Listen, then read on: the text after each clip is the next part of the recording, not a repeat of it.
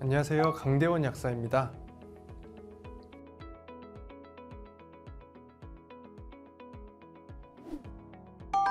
이번 시간은 라이프 스타일과 건강에 대한 이해의 마지막 시간, 영양학의 최신 동향에 대해서 알아보겠습니다.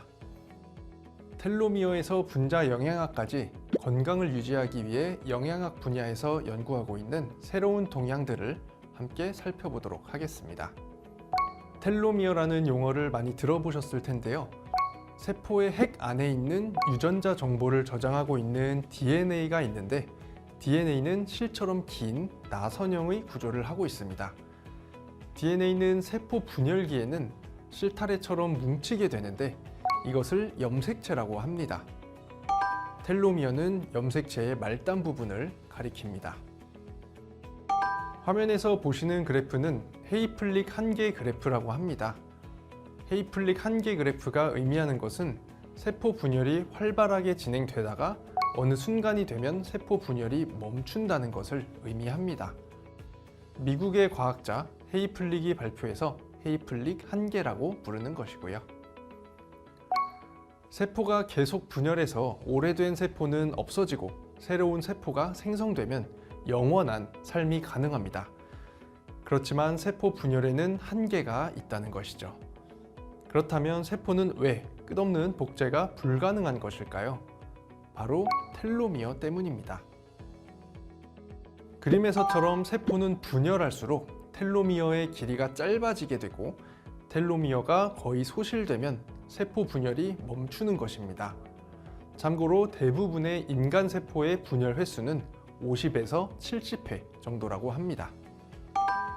텔로미어가 점점 짧아지고 텔로미어 부분의 DNA에 손상이 발생하면서 새로운 세포가 복제되지 않으면서 노화가 진행된다는 것이 노화의 텔로미어 이론입니다.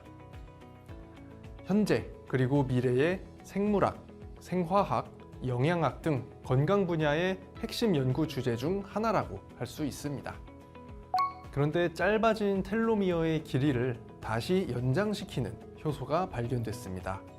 바로 텔로머레이즈라는 효소입니다. 텔로머레이즈가 작용하는 세포는 계속 분열을 할 수 있다는 것이죠. 텔로머레이즈가 발현해서 작용하면 세포 노화가 발생하지 않는다는 것이 밝혀졌습니다. 1998년 텍사스 웨스턴 메디컬 센터 라이트 교수의 연구팀은 섬유 아세포의 텔로머레이즈를 과발현시키면 영원히 분열할 수 있다는 사실을 체외 실험으로 밝혀냈습니다. 그런데 스페인의 국립암연구소 블라스코 교수팀은 유전자 조작으로 실험용 쥐의 텔로머레이즈를 과발현시킨 결과 수명을 현저하게 늘려줄 것이라는 기대와는 달리 수많은 암세포들이 발생하는 무서운 결과와 맞닥뜨리게 됐습니다. 그래서 강력한 항암 유전자를 가진 쥐의 텔로머레이즈를 과발현시키는 또 다른 실험을 진행했는데 현저한 수명 증가를 확인했습니다.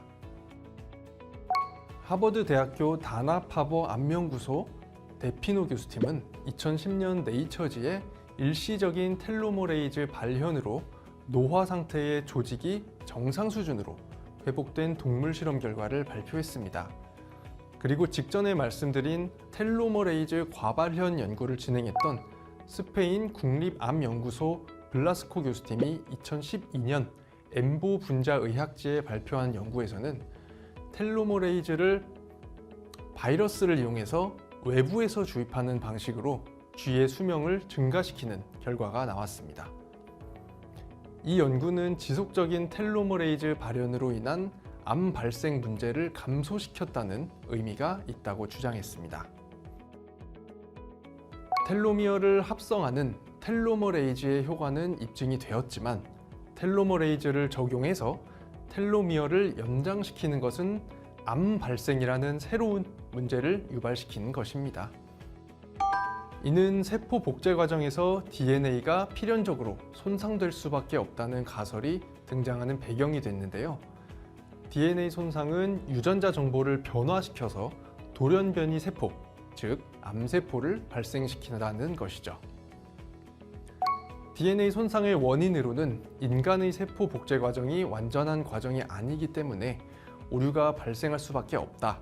세포 복제가 계속돼서 세포가 오래 생존하면 활성산소에 의해 DNA가 손상을 입을 수 있다. 같은 다양한 견해가 제시되고 있습니다. 그래서 이러한 오류 없이 텔로미어를 유지할 수 있는 방법을 찾는 연구들이 지금 이 순간에도 활발하게 진행이 되고 있습니다. 그런데 우리는 일상의 생활 습관이나 식생활을 바람직하게 유지하는 것을 통해서 텔로미어의 길이를 유지할 수 있다고 합니다. 텔로미어의 길이를 축소시키는 요인으로는 이전 차시에서 말씀드렸던 산화나 염증, 최종 당화 산물 등이 지목되고 있습니다. DNA는 메틸화 등이 발생하면서 변형될 수가 있는데 식생활, 스트레스, 음주, 흡연, 운동, 환경오염 등의 환경적인 요인에 의해서 비정상적인 메틸화가 증가하고 생식 세포에까지 전달이 돼서 자손의 유전자 발현에 부정적인 영향을 미칠 수도 있다는 것이 발견됐습니다. 음식과 영양, 텔로미어의 길이라는 논문에서는 비타민과 미네랄, 오메가3 지방산, 그리고 식물에 포함되어 있는 영양소들이 텔로미어의 길이를 유지하는 데 도움이 될 수 있다라고 밝히고 있습니다. 외국의 건강 관련 사이트들에서도 비슷한 내용을 강조하고 있습니다. 보시는 것처럼 비타민 C, 비타민 B군, 비타민 D와 E, 그리고 칼슘, 마그네슘, 아연, 셀레늄, 망간, 구리 등의 미네랄들이 텔로미어를 건강하게 유지하는 데 도움이 된다는 점을 보여줍니다. 텔로미어와 영양소 간의 관계를 규명하기 위한 연구들은 아주 많이 진행되고 있습니다.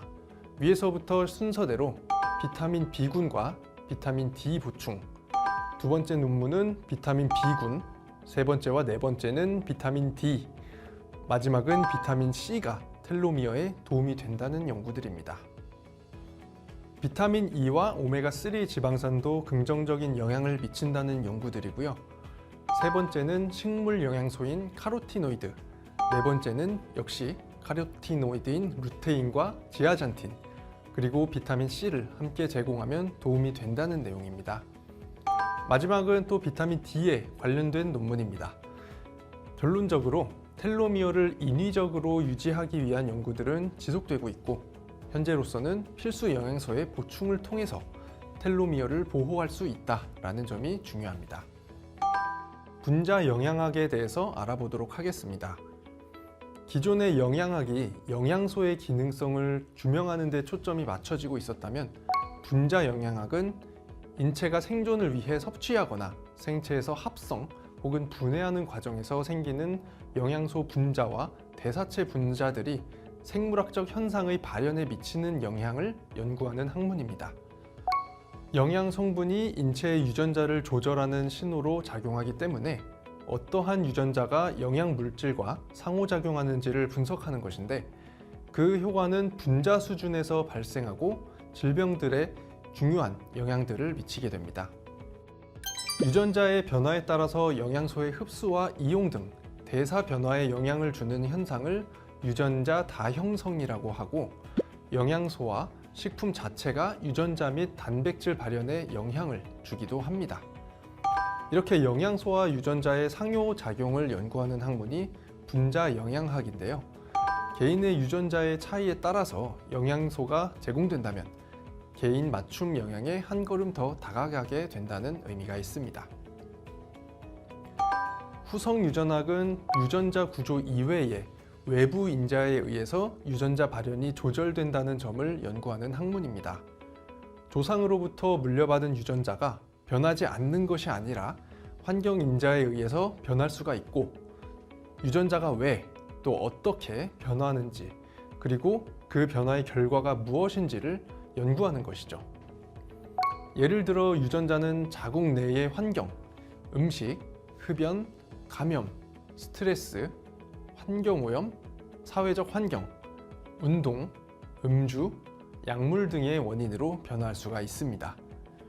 또 태아에게 특정 영양소의 부족 또는 과잉은 출생 후에 성인이 되었을 때 질병 발생에 영향을 미칠 수 있습니다. 분자 영양학과 후성 유전학의 발전은 영양소의 기능과 환경 변화의 중요성을 더욱 강조하게 되는 근거가 되기 때문에 앞으로 영양소의 중요성은 더욱 커질 것으로 예상하는 것입니다. 건강관리의 궁극적인 목적은 노화를 지연시키고 질병을 예방하는 것입니다. 질병과 노화의 원인은 유전적인 요인과 환경적인 요인이 있습니다. 환경적인 요인으로는 영양관리, 운동, 스트레스, 환경오염, 비만, 과로, 음주, 흡연 같은 생활습관 요인을 의미합니다. 질병과 노화는 하루아침에 발생하는 것이 아니라 영양소의 결핍이 지속되고 스트레스 상황이 반복적으로 발생하면서 면역력이 저하되고 산화로 인한 손상이 누적되면서 서서히 진행되게 됩니다. 질병 상태가 아니더라도 질병의 상태에 가까운 건강하지 못한 상태일 가능성이 있다는 것입니다. 따라서 건강관리는 이렇게 서서히 노화와 질병의 상태로 변화되는 바로 지금이 가장 중요할 때라고 할 수 있습니다. 때문에 건강기능식품은 중요한 건강관리의 한 축으로 자리매김하고 있습니다. 건강기능식품이 필요한가? 라는 물음에 대한 논란이 많습니다. 정말 필요할까요? 이를 판단하기 위해서 다음과 같은 물음에 대한 해답을 찾아볼 필요가 있습니다. 첫 번째, 비타민, 미네랄, 단백질 등의 영양소는 인간의 건강에 꼭 필요할까? 두 번째, 현대인들에게 필요한 영양소의 양은 얼마나 될까? 세 번째, 현대인들은 식생활을 통해서 충분한 영양소를 섭취할 수 있는가?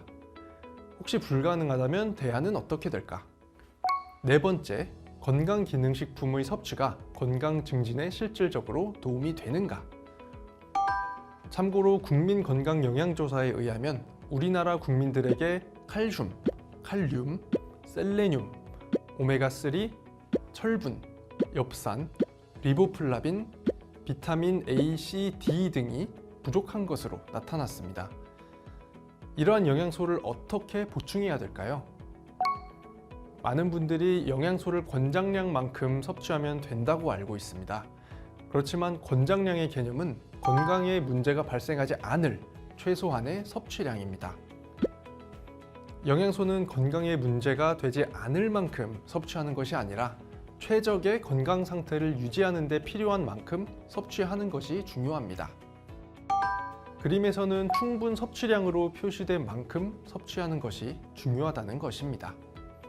앞에서 보셨던 부족한 영양소들은 권장량만큼도 섭취하지 못하고 있는 영양소들입니다. 이를 통해서 지금 현재의 영양소 섭취 수준으로 최적의 건강을 유지한다는 것은 문제가 있어 보인다는 것을 알 수 있습니다. 화면에서 보시는 것처럼 영양소의 요구량은 권장량 이상, 상한 섭취량 이하로 섭취하는 것이 가장 바람직합니다. 상한 섭취량은 그 양만큼 섭취하더라도 과잉 섭취에 문제가 발생하지 않는 안전한 섭취량입니다. 영양소에 따라 다르지만 보통은 권장량의 수배에서 수십 배에 이릅니다. 현대인들의 식생활이나 생활 습관을 고려했을 때 충분한 영양소의 섭취가 중요하다고 할 수 있는데요. 식생활을 통해서 필요한 영양소를 섭취하는 것이 가장 좋겠지만 여의치 않을 때는 대안을 찾아야겠습니다. 영양학의 최신 동향을 같이 살펴봤습니다. 여러분들 생각은 어떠신가요? 건강기능식품이 부족한 영양소의 보충을 위해서 꼭 필요하다고 생각이 되시나요? 그 해답을 찾기 위해서 또 자신의 건강을 유지하기 위해서 많은 고민을 해보셨으면 좋겠습니다. 이것으로 영양학의 최신 동향 강의를 마치겠습니다. 감사합니다.